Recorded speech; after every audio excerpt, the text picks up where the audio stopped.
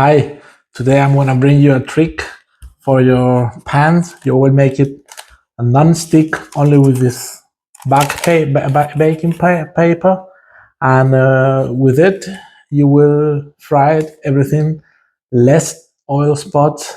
And check it out, and I hope you like it. I am sure you didn't know about this trick. With the bake paper, you do it like this, then you put it on the pan, oil on it, and you can fry easily, non-stick, less oil, and very important, less oil spots to clean. Very easy to clean.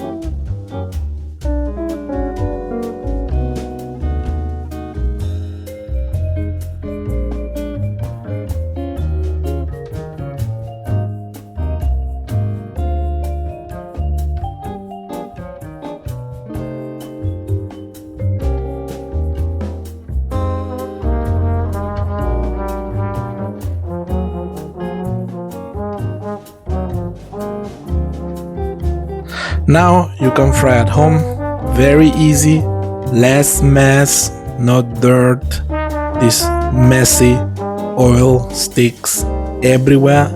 You avoid them and look, very easy to wipe, and that's it.